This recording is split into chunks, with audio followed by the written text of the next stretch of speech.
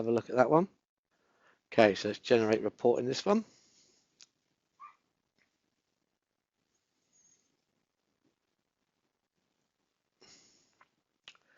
Fuel. Okay, so huge value on the home win. I presume that's down to Tottenham's lack of form of late, but that's still a big price, 2.45 at home, 32%, real standout. Under 1.5 goals, again, massive standout price. Value. So the home win and low scoring under half a goal looks good. Under was it under 1.5 or under half? Under 1.5. Home team to click a clean sheet, that's pretty standout. 53% chance, not bad. Both teams to score no, that looks pretty good. Full-time correct score 1-0. Don't really touch the correct scores, but it's good for some people like playing the correct score markets.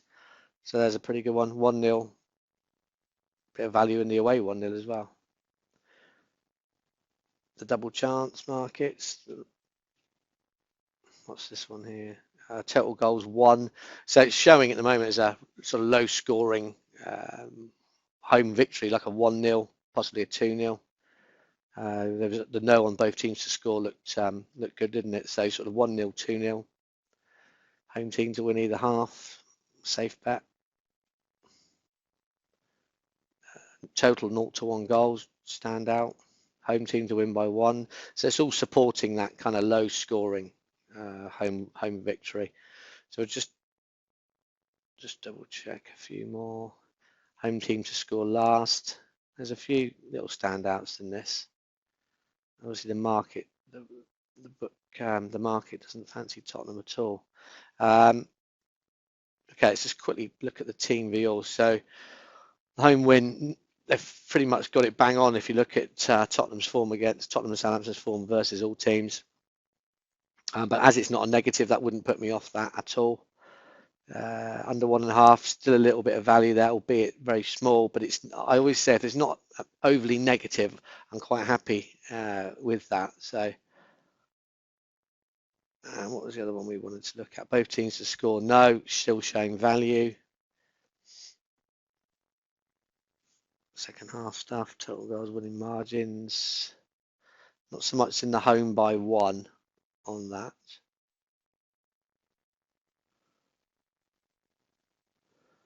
Not much on that. So out of all that, obviously we're saying it's going to be a low scoring home win. I guess the best bet out of that would be straight back in Tottenham at 2.45. I think it's a great bet. And if you want to go for something big price, look at the under 1.5. That did represent some value as well. So yeah, a couple of things there that look quite good to me.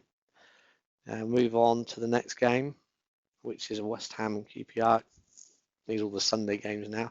I know we won't bother with that one because that's a promoted team. Let's jump over to the Man United game. This is the live midday game on Sunday. Generate the report.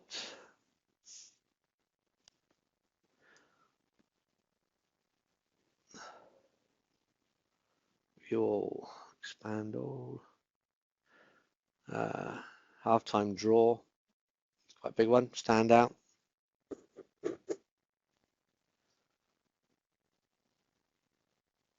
Not much value there in Man United, but makers have got them short now.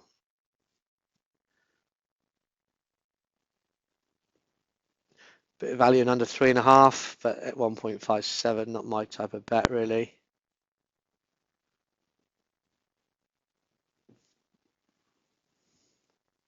Nil-nil first half.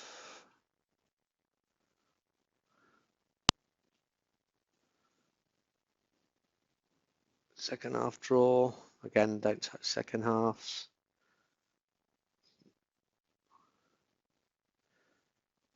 First half under, so it's pointing towards sort of a low scoring first half. Like a 0-0 or something. Second half most goals, that's looking pretty good. 2.10, that's not bad at all. So when we saw there was value in under half a goal, in other words, 0-0. I think there was value in the 0-0, wasn't there? For the first half, correct score. 0-0, there's value in that. So what we're saying there is first half looks like it's going to be a tight affair, kind of like a 0-0. And then it should come to life in the second half. Man United are no value, but then there's no value in either the draw either. So the best bet there probably looks like, if you're into those markets, the second half most goals. It's a niche market, but it's not a bad market to get involved in. So there, I'd look at that, or possibly the first half, maybe 0-0. It looks good.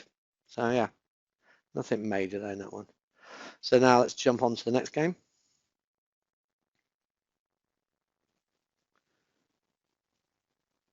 It's the last one actually. Last game we'll look at, which is the Chelsea Arsenal, the afternoon, live afternoon Sky Sports game.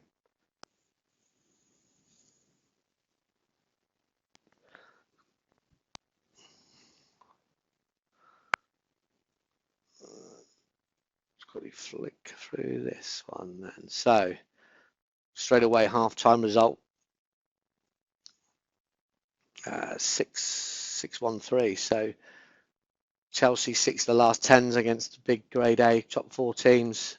Has ended a half-time home win, and Arsenal have lost 9 of 10 against the Grade A's, which is I'm quite surprised at that actually. But yeah, that's pretty standout. High scoring, over 4.5 goals. 35%. Again, I always try and look for something that's got a 50% chance of happening. But again, small stakes. If you do like fixed return stakes, you'd only be going in with very low stakes there to return a fixed amount. So if you're looking to return, let's just say £10, your stake on that would only be £2. So if you went down the fixed return staking system, half time, full time, that's pretty good. Again, 16%.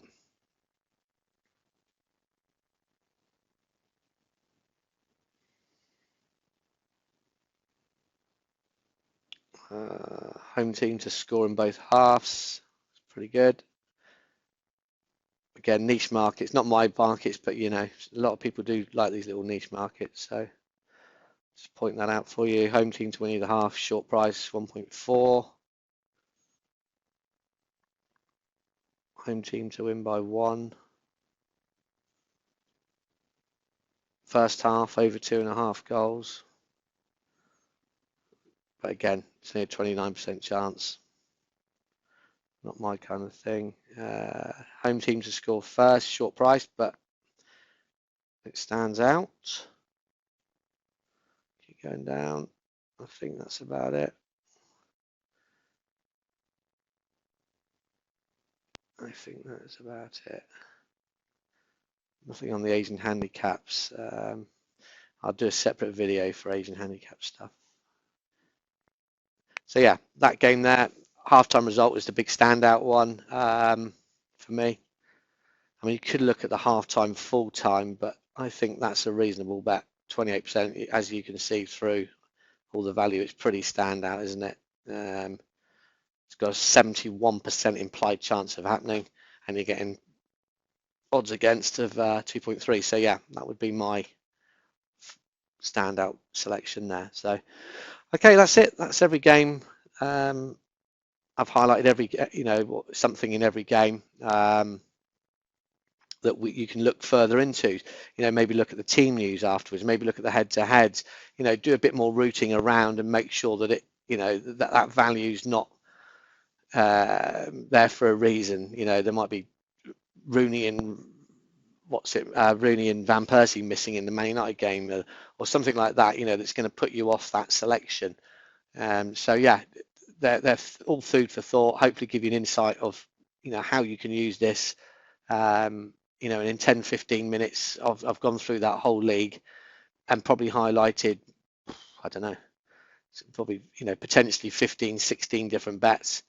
You know, might want to narrow that down to one or two. You might want to expand on it and do like a portfolio approach, whereby you know you do sort of 100, 150 bets a month, lower stakes, fixed return. Probably, you know, there's a million ways to do things in the betting arena, and it's just really what suits your style. But hopefully, I've highlighted some winners there. We shall see. Thank you.